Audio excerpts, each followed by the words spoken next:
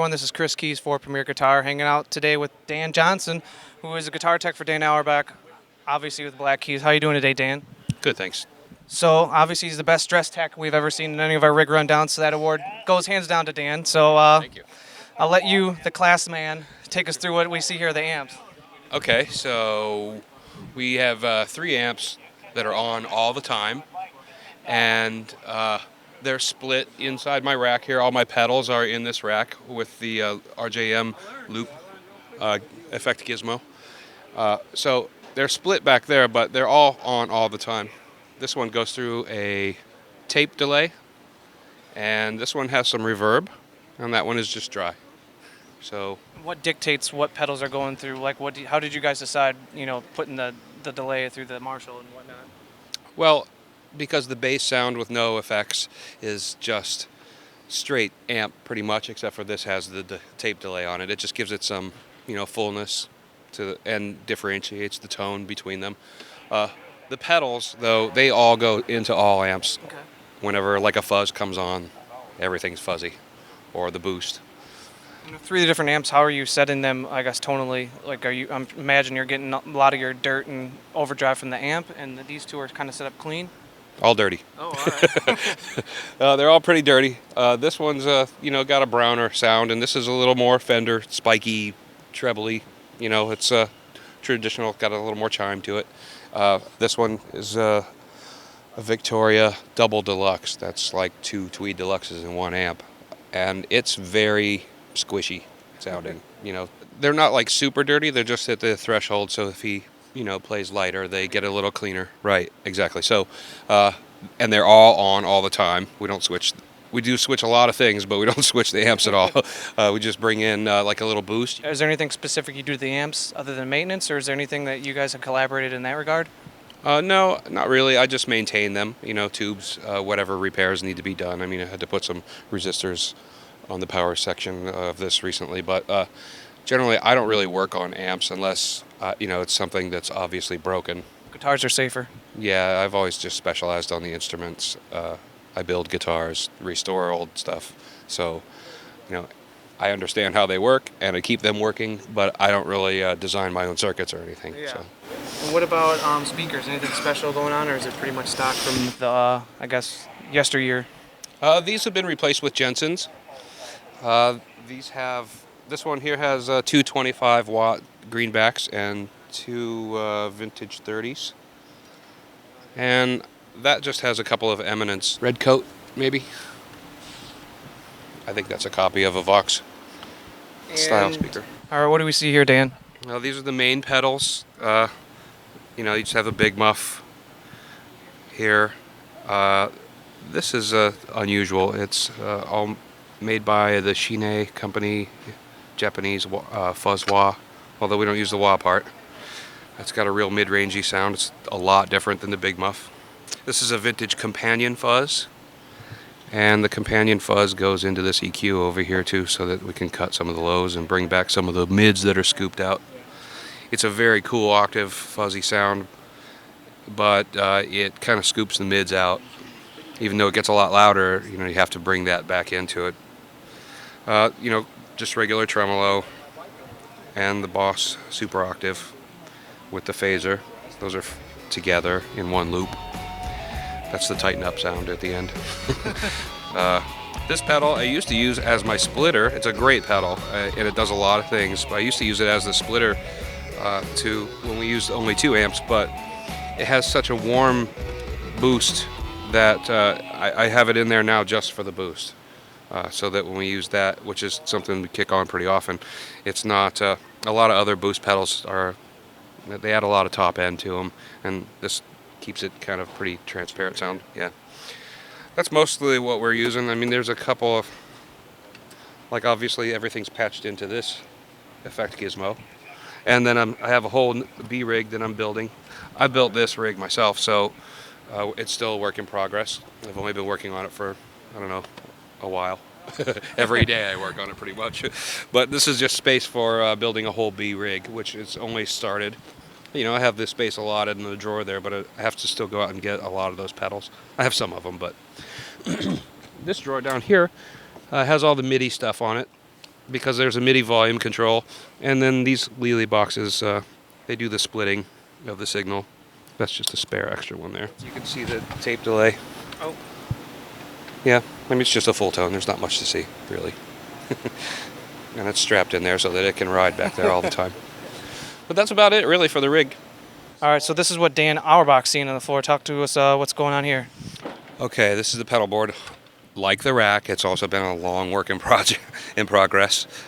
We, at one point, we used to use, a traditional pedal board rig where all the pedals were on the floor instead of up in that rack. And then we had a passive rail of just loops, no power or anything like that. And at one point, we just decided the new material needed more fancy switching, and I needed to help switch that stuff because it's just too complicated for Dan to remember lyrics, perform well, play the guitar, sing, push buttons. It's a lot. So the old material, he still pretty much does everything, but a couple songs I'll help him with some of the cues. And so because of that, we went to this MIDI rig. And this is basically an RJM Mastermind, which is the same unit here. I use this one here. Just keep it in my drawer here, and I stand here and tune and change buttons here because it's patched in remotely to that one, which is out on the stage. But the buttons were too close together for Dan because he's singing and not really looking down there. I had a custom one made of stainless steel by a fabricator in Akron because I still live in Akron, and there's quite a lot of industry there. If you need something built, you can pretty much get it done there or around that area. And it's all just to make the buttons spaced out a little more. So once the box was built, it was shipped out to Ron Manelli at RJM, and he made custom electronics to fit inside of it to the design that I gave him, which was pretty much like the Mastermind, only stretched out. And we also wanted to move from your typical boom stand into straight stand, which is a more traditional sort of old school look that Dan's into. And so I made this pedal board. It's just a piece of aluminum. I didn't really make it, but You bought it. Yeah, I had it cut to the size that I wanted because a lot of times the stage outdoors can be wet or whatever, and it just looks cool. It's all metal. Trying to make more metal in the show. Never gonna have too much metal. That's right. You should pick this stand up. You'll see what I'm talking about. That sucker's heavy. Oh, God. It's Atlas stand that you might see in a studio or something like that. Anyway, this is a Mission Expression pedal, the EP1. The volume is one thing that we've kept, it's fairly complicated because, we didn't get to see it when we were up there. He uses a coiled cable. It's made by Gil Divine Noise cable, and it goes behind him right to his amplifiers, not down to the pedal board anymore. So because it's coiled and because it goes back behind him, he doesn't have to grab the cable and move it out of his way all the time, or ever anymore. And that keeps the signal path really short because, of course, you don't want to have really long cables. And we used to have very long cable runs, but now we don't. We just have the guitar lead going into the rack, and it's parked right behind the amps, so it comes out of the rack and right into the amplifiers. So the only long cable is the one on his guitar. And that made a complicated situation for the volume. So I was looking for a MIDI volume control device, and so I found the Sound Sculpture Volcano, and that's up in the rack there. We probably got a picture of it earlier, but it's just a little box. And this Mission Expression pedal, actuates the volume via MIDI through the RJM Effect Gizmo MIDI signal path. I do have a loop of cables that come out here just for this pedal. This is the only actual pedal that signal is coming out to and back during the show, and it's in one of the loops, so it only comes on when he's using it, and that's for the intro to Lonely Boy. It's Super Shifter, and he uses the tremolo arm function. Why the analog approach with that? You have to step on the pedal itself to actuate it. There's no remote. It does have an expression pedal jack, but it doesn't work. You'd have to have a pedal it would be another expression pedal to make that happen. And if you just step on the pedal, it just dips the signal an octave, and it comes back up when you release it. it's so much easier to do it that way. That's the way it was designed in the first place. So for that riff, I have a buffered signal. It comes all the way out here to this pedal and all the way back to the rig, and it just comes on when he plays that riff, and then we move on to a cleaner signal path. Just trying to keep all the time available his straight into the amplifier sound, because anything that you put in the path of that, it's not true bypass, or splitters. Usually splitters usually buffer, although the lead devices that we're using, they don't. They're just transformer isolated splitters. So it sounds exactly like if you plugged just straight into the amp. We have Palmer devices on all the amplifiers that are up there at all. The 3 that are on Dan's rig, and then we have the smaller PDI-09, I think it is, the little box. That's the one that we use on the keyboard amp because he plays guitar. That's John Wood. He plays a little bit of guitar on a few songs, and he plays his keyboards through an old Fender Bassman, and it has another Palmer device on it. Then the bass rig, that guy plays guitar. That's everybody plays guitar in this band. So the bass player plays a little guitar because he has a double neck Dan Electro that has guitar and bass, and he loves the bass, and of course the guitar is a big bonus too. So he has a vintage Fender Deluxe reverb with a Palmer on it and a switching device that goes between it. And then his bass rig, he uses the Palmer bass preamp DI, which is tubes. It's on his pedal board. They really sound amazing too. I love those devices. Speaking of bass, and you mentioned that everyone in the band plays guitar or bass, some type of string instrument. You yourself have even played with the band. Yeah, I filled in on bass before for a couple shows. When there was a gap in the rhythm section, or I guess just in the bass department, the keyboard and bass player that we were using at the time had somehow been double booked, and so I played for a couple shows. Patrick plays bass and guitar too. He's got quite a collection of guitars and stuff too, so everybody really does actually. That's funny. Something to fill in the gaps of the day, like right now when sound check is done and dinner is on. We have ping pong, and we have air hockey, and we, they get beat up a little bit riding in the truck, so Nick is here trying to get the air hockey table running again. The other day the legs fell off. It's just it's tough life for something that's not ready to tour. Well, let's go to the guitars, which are near and dear to your heart, because you've, I'm sure, worked on, if not all of them, some of them. I have every one of them. Some of them quite a bit. They're all good, but I'll save the best one for last, which is Dan's favorite currently. So, but it depends on where you start, I guess, on which would be the best. But this is probably the one that most people are going to be most familiar with. It's a Harmony H78, and he's been playing this for several years. Maybe 5 years or something. This is what he still uses when they do, in the middle of the set, they do a few songs as just a two-piece again. Even though they have a bass player and keyboard player that are playing with them now, they walk off for 4 songs or more. And he plays this guitar because it has a very distinctive sound, because it's totally hollow, and it has these kicking pickups in it. I've seen a lot of guitars that have this model of DeArmonds in it, but this one in particular sounds amazing. What models are these, just to be clarified? I don't know what model they actually are. They usually referred to as gold foils, because they came in so many different guitars. But it has 3 switches, one for each, and volume and tone for each. Although we never really use anything but the bridge pickup.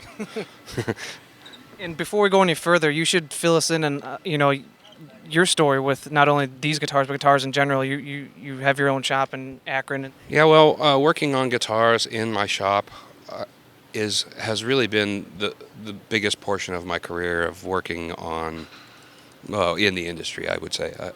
I worked in a shop before I actually owned one of my own. I started when I was 20, and that was 20-some years ago.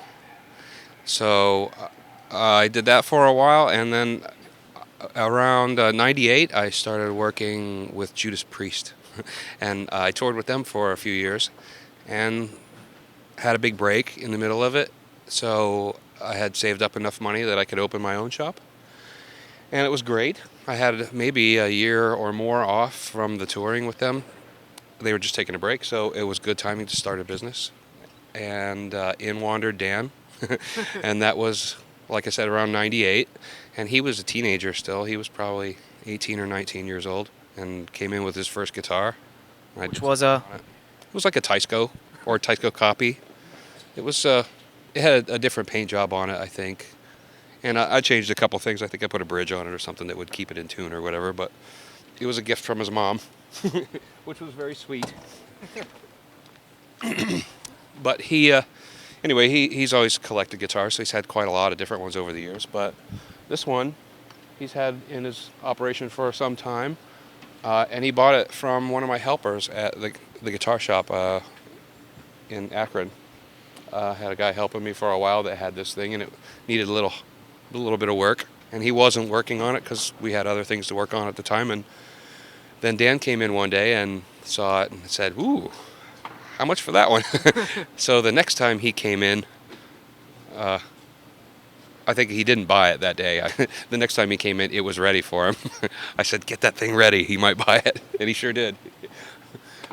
So he's been playing that for quite a while. The next one, chronologically, would be this one. This is another Harmony Stratotone, and it's obviously had a lot of work done to it too. It has different tuning keys. I made a new nut for it. Dan's dad deals antiques, and one of his cohorts or accomplices in the antique business gave Dan this guitar, but it didn't have any parts at all. It didn't have any tuners, no pick guard, no pickups or Bigsby or anything. I think it had that switch. Anyway, he said, "I want to make this work." And so I got a set of Lindy Fralin pickups and this old Bigsby I think I had in my shop already. And I made that pick guard. And I was able to figure out, well, it was pretty obvious. When you take the pick guard off, it's bright red underneath there. Because this awesome two-tone burst used to be a three-tone burst. Like many from about maybe 62 or whatever this is from that era. Red on many sunbursts just dissipates. It just comes out. It just disappears. Like a three-tone Stratocaster a lot of times becomes, and yeah, over the time. Anyway, so I just copied the image and made a pickguard to fit it. Put these Fralins in, the Bigsby on. Nothing really fancy. Those are just a set of Godos on the back. Yeah, see how red it is on the back compared to the front? It must have sat in a window or something. It looks like it sat in a pawn shop window for a long time, or a secondhand store or something. Anyway, he plays this one in open G tuning. What songs is he playing that one? For right now, he's only playing it on one song, and it's on a song called Run Right Back, which is on their new record. Although he recorded a few of the other songs in that tuning, he's transposed them to standard just for ease. But this one particular song has that powerful open D on the bass string, and it has to be in that tuning to make it, yeah, to be effective. It's heavy duty. Yeah, it's got a pretty heavy duty sound too, because those are P90s. You know, they just crunch like they should. What strings is he using on all these guitars? Are they different, or is it pretty much set throughout all five? Well, the gauge. Well, first of all, because we're from Akron and we love Akron things, we use SIT strings. Oh, all right. Because I have a long relationship with SIT Company, because the guy that started that company happened to own the guitar shop where I started my guitar fixing career. And I still use those strings in my shop, and Dan's always used them. They're quality strings. And he pretty much sticks with 11 to 50 gauge on most of the guitars. And all the other ones are in standard tuning. And that gauge still works for this one, even though it's in the drop tuning. This guitar, though, we're skipping a couple, but this is the one that is his current favorite. It's a 64 Guild Thunderbird. It's almost got like a Bo Diddley type look to it. Yeah, it does, doesn't it? Because you don't see too many people through history of rock and roll guitars playing this model for some reason. No. And I don't know why, because it's awesome. It's got an amazing headstock shape. It's just not symmetrical. And I don't believe it's on any other Guild model either. Is there anything particular you did to get this one up and running, or did this one come with all the parts necessary? I did have to do some work to it, but it's largely original. I mean, of course, I did a setup. I did some fret work. I carved the saddle notches and stuff like that to fine tune it. This bridge pickup didn't work when we got it either, so we had to have some coils made for it. What Liddy about Fralin again made some coils for it, custom, to make it like the neck pickup. And Dan bought this shortly before we did Saturday Night Live last December. In fact, very shortly. So he came in and he's like, I need this guitar to work. And it was a bit of a project. You would see this bridge and tremolo arrangement on a Hagstrom from the mid to late 60s, too. I'm not sure who made them. Maybe Burns or something like that. It's a great tremolo. It stays in tune great. Dan uses the tremolo a lot, but he only uses it very gently or fast, but still gentle. He doesn't ever try and get crazy with it. bombs? Right, because that just doesn't work. I don't care how good your guitar's set up, unless it has a Floyd Rose on it, it's going to go out of tune if you do that. Most amazing, weird feature is that it has a stand built into the back. I have a piece of tape on here. Wow. It has a magnet, too, to keep it from coming up, but it doesn't work that great. And patent pending even. Oh, yeah. Be kind of kissing this part of it goodbye if you were to try and use that stand, I think, but... Anyway, we don't use that because I have this other fancier stand up here that holds all the guitars. We have a few other guitars other than these out here just for twanging on in the dressing room or whatever, but these are the stage guitars. And, he has a lot of guitars in his studio. So, what he records with and what he plays live with are rarely ever the same. Yeah. Anyway, we have this Supro. I have to admit, there were so many different models of these model names. I don't remember what this one and this black one here's names are offhand, but I'm very familiar with them. I've had several of them myself. Well, this is a Supro, and that's a National, but they're the same, pretty much the same guitar, really. The shape is different. It's a fiberglass body bolted together there, and that's a gasket. And of course, you know what that is. Yep, just about every guitar has to have some means to make it go. This has a very interesting bridge pickup too. There's a piezo pickup and some coils inside the base of that bridge. Is it usable? Yeah, it's an interesting sound. It kind of sounds like an acoustic guitar, but not really. I mean, not compared to modern standards. Yeah. Although it sounds more like it than that does. Yeah. These are just the typical National hot single coils. They really crunch. There's lots of knobs. Everybody likes that. The thing about it is that I've done quite a lot of work to this. I had to refret it and adjust the bridge and secure it too so that it would stay in tune. But this has a truss rod in it, but it's the old box style like an old Martin would have. Okay. It's not adjustable. And unfortunately, on a rock and roll guitar, to have good action that's playable and clear, you have to be able to really fine-tune that. And the only way to do that is not in the field, in the shop. Yeah. Because you have to rig it up with the right amount of bow, and then you have to take the strings on and off like 20 times or whatever till you get it right. Process. Yeah, fine-tune it until you get it right, and then you can finally polish and recrown the frets and finish the job off. But it's a bit of a process. But, it's super stable. I did that probably 3 years ago, and it hasn't needed anything since then, really. And where's the Supros being seen on stage this tour? Mostly for the Brothers. Anything from Brothers. Not every song from Brothers, but, like Tighten Up and She's Long Gone. A couple of the other ones, too. This guitar is the Howlin for Use guitar. And like I was saying a minute ago, it's basically the same guitar as the Supro. It's just a National instead. It has different inlays. It's the same neck, same non-adjustable neck. So I had a lot of time into fixing that one up. Same pickups, same funky bridge pickup. It does have this really cool tremolo though. That's pretty unique. A stainless steel arm. There's a really interesting spring system under there too. And of course you can select any of the pickups that you like too up here. Lots of knobs again. Same plastic, fiberglass construction too. So it gives it that sort of hollow guitar sound.